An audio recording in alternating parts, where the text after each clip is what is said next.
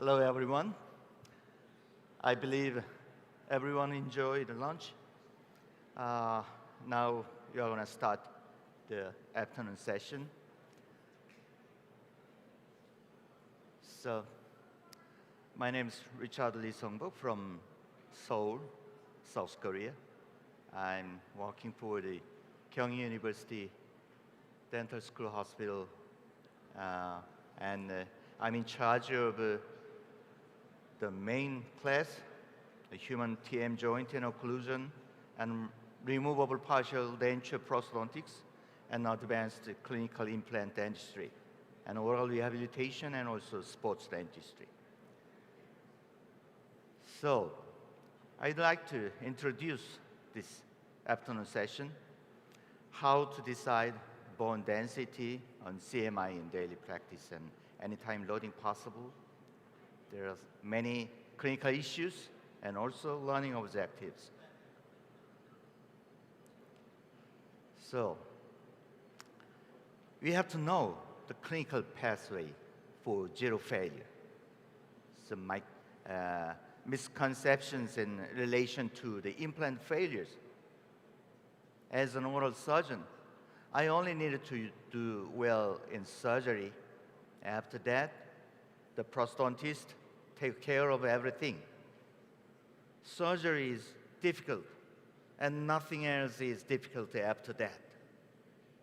No matter how the implant is planted in the wrong place, the prosthodontist should be able to complete the prosthesis without any problem. I only use the surgical template when I check the entrance of the implant placement position and mark it with a dot.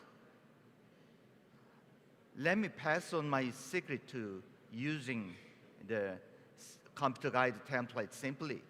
First, install the computer guide intraorally and start drilling with the initial drill, and then set the initial position only. After that, it's much easier and simpler to remove this computer guide and carry out freehand drilling sequentially.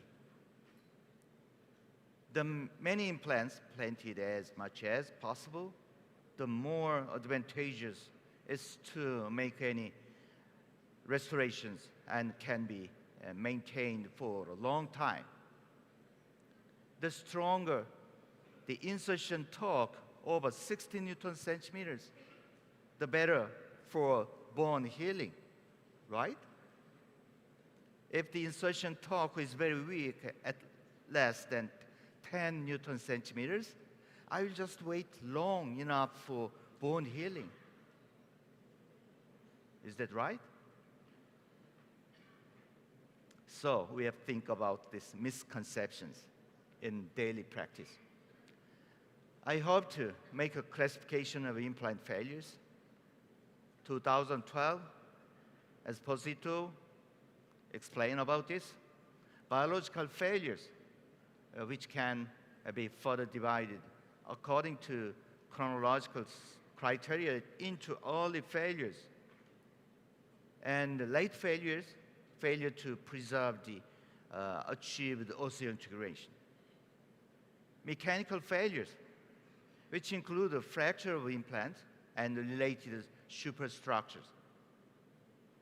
And iatrogenic failures, where osseointegration is achieved, but due to wrong alignment of the implant, is excluded from being used as part of the anchorage unit, removal of implants due to violation of the neighboring anatomical structures such as the inferior alveolar nerve is also included in this class of failure. Inadequate adaptation, which includes the patient's aesthetic dissatisfaction and psychological problems. So potential risk factors for early and late dental implant failure, DIF, there are retrospective clinical study on 90, 80 implants, such a mature implants, the early DIF and late DIF. We have to know this. And what is success? What is failure? What is survival? The success means everything's okay, good working. Survival, still there, working or not. Problematic or not. Failure, it's not there already. Even if it exists in the mouth, it needed to be removed as soon as possible. 100% success. What is success? To the elderly, can they chew food right away or not? That is the biggest issue in Korea. 88 years old man, extraction, and then I placed the implant. Immediate implant placement and immediate loading was done by me. Can I chew food today, right away? Okay, you believe me, I can do that.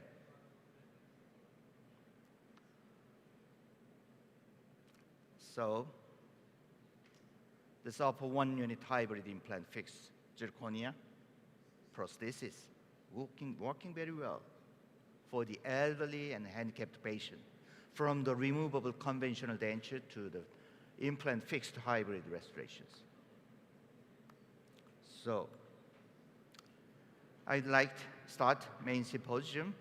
I introduce first speaker, Professor Chang-hyun Park,